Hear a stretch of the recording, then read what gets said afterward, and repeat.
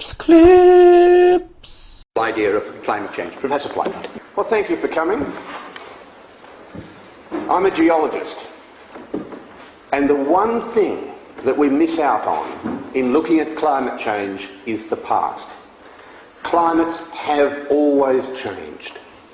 Climate changes in the past have been greater and faster than anything we experience in our lifetime. And sea levels have always changed. Not by the modest couple of millimetres that people are having conniptions about, but we've had in the past sea level changes of only 1,500 metres. That's a sea level change. And if we look back in the history of time, the atmosphere once had a very large amount of carbon dioxide in it. It's now got less than 0.04%. Where did that carbon dioxide go to? It went into chalk, limestone, shells and life. And we've been sequestering carbon dioxide out of the atmosphere for only 2,500 million years. This planet has been degassing carbon dioxide since it first formed on that Thursday 4,567 million years ago. Carbon dioxide is a natural gas. It has dominated the atmosphere for an extraordinarily long period of time, and we now are at a dangerously low level. If we halved the amount of carbon dioxide in the atmosphere, we would have no terrestrial plants. Carbon dioxide is plant food. It is not a pollutant. To use words like pollution with carbon dioxide is misleading and deceptive. But the past gives us a wonderful story. In the past, we've had 6 major ice ages. We are currently in an ice age. It started 34 million years ago when South America had the good sense to pull away from Antarctica, and there was a circumpolar current set up which isolated Antarctica, and we started to get the Antarctic ice sheet. We've had periods of glaciation and interglacials. We are currently in interglacial. And during that 34 million years, we have refrigerated the Earth. But for less than 20% of time, we have had ice on planet Earth. The rest of the time, it's been warmer and wetter. And there's been more carbon dioxide in the atmosphere. And what did life do? It thrived. 6 of the 6 great ice ages were initiated when the carbon dioxide content of the atmosphere was higher than now. In fact, up to 1,000 times higher. So we have from the geological evidence absolutely no evidence that carbon dioxide has driven climate. For some odd reason, the major driver of climate is that great ball of heat in the sky, which we call the sun. You heard it here first. It's really quite unusual. And we change our distance from the sun. Every 100,000 years our orbit changes from elliptical to circular. And we have a cycle of 90,000 years of cold and 10,000 years of warm. We're in one of those warm cycles now. And every 43,000 years the axis of the Earth changes a little bit. And every 21,000 years we get a bit of a wobble. Each of those orbital events put us further from the sun. Every now and then we get bombarded by cosmic rays coming from a supernova eruption somewhere out there. And if the sun's magnetic field cannot drive these away, we start to form low-level clouds. We've got extremely good evidence that this process has been going on for a very long period of time. Every now and then continents start to move, and they move at very rapid rates. They move about this much every year. And at one time a continent can be over a pole, at another time it can be at the equator. Those moving continents change the major heat balance on the Earth. And that's the ocean currents. The oceans carry far more heat than the atmosphere. Every now and then, because of major geological processes, we'll get a great bulge on the ocean floor of new volcanic rock. That changes ocean currents. Every year we have 10,000 cubic kilometres of seawater that goes through new volcanic rocks in the ocean floor. That exchanges heat. The reaction between seawater and the rocks stops the oceans becoming acid. When we run out of rocks, the oceans will become acid, but don't wait up. It will be a long time. We see 1,500 terrestrial volcanoes on planet Earth. We only measure 20 of them, and very few of those measurements are really accurate, but they tell us that a little bit of carbon dioxide leaks out of those volcanoes. But what we don't hear is that there are at least 3.47 million volcanoes on the sea floor which leak out huge amounts of carbon dioxide. We have got pools of liquid carbon dioxide on the sea floor. So early Earth's carbon dioxide, where did it go? It went into rocks. Where did it come from? It came from rocks. What did it do to the planet? We did not fry and die. We didn't have runaway greenhouse. Well, that's just geology. That's not important. So let's look at more modern times. In more modern times, we have drill cores that have gone through the ice sheets. Snow, when it falls, captures some air. That air is then trapped in the ice. We can later extract it from drill core and measure the amount of carbon dioxide in the air. And we can see with our cycles of glaciation and interglacials that when we finish an interglacial event, then we release carbon dioxide some 800 years later.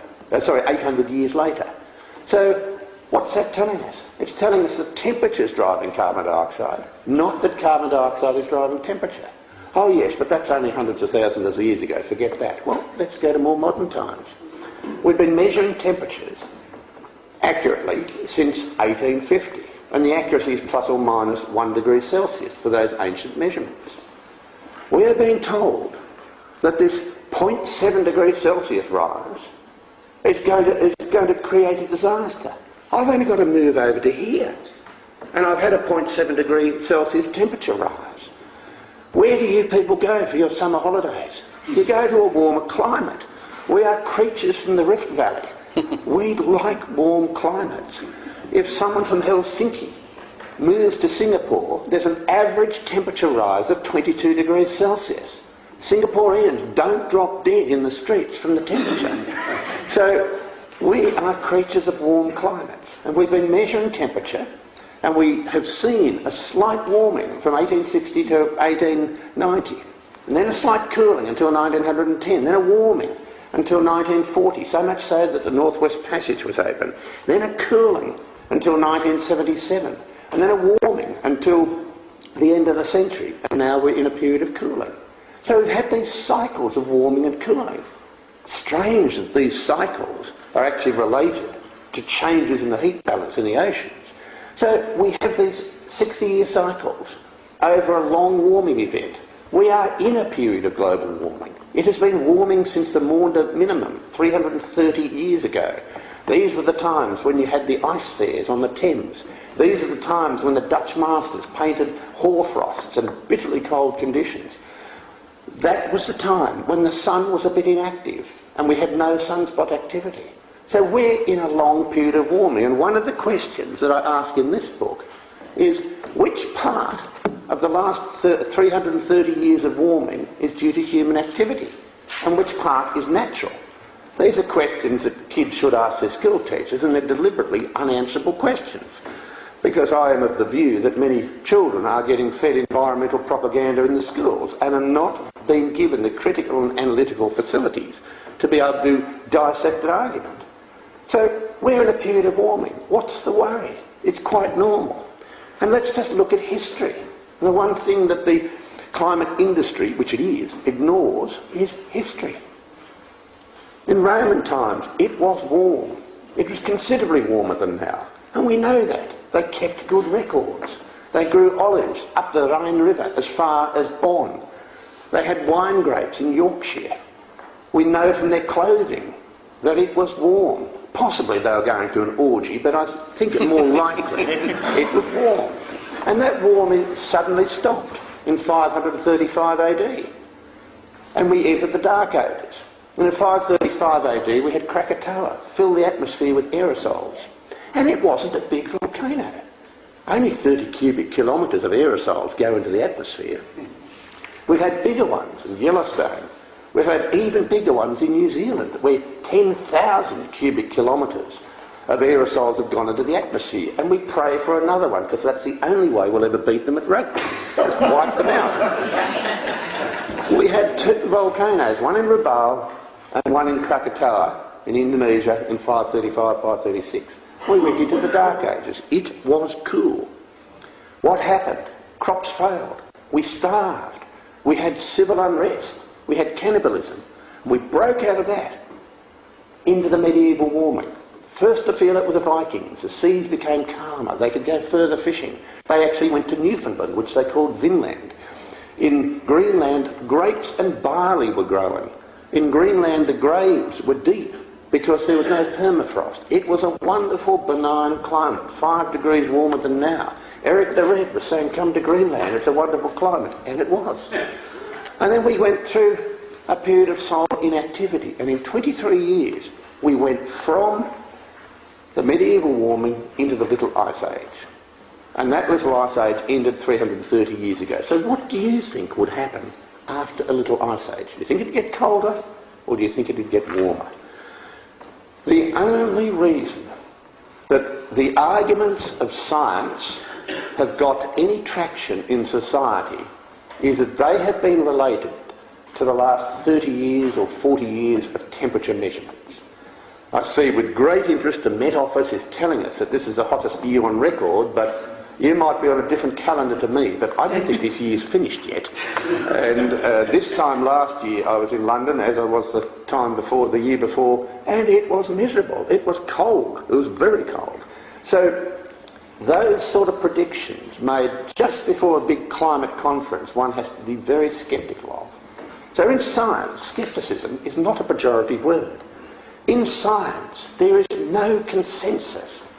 In science, there are constant battles. A good example, we all knew that we got ulcers from an acid stomach and from stress, so we took pills and rubbed our bellies and hoped the ulcers would go away, until 2 scientists who were not following the mainstream, who were not following the consensus, were arguing that this was due to a bacterium, and no one listened. Ultimately, one of them took the bacterium, developed ulcers, took the antidote, and for that they get a Nobel Prize. You do not get a Nobel Prize for following the consensus or saying the science is settled. I believe we've had an enormous corruption of science and the scientific method. I believe that the monies that are floating around for climate research, which is a current fad and fashion, are quite perverse. I believe we're putting science backwards, and come the next inevitable pandemic, we may not have the weapons to handle it. We might go waving herbs and chanting rather than creating an antidote. So this, for me, this climate industry has been a huge attack on the scientific method. It has been an attack on my science and history, and things, fortunately, are changing. I finish with one last point. You've got your Climate Change Act. We've just had a carbon tax in Australia. 19 bills went through Parliament, and our carbon tax is to lower the emissions of carbon dioxide from our employment-generating industries in Australia. And it's wonderful. We've led the world in suicide.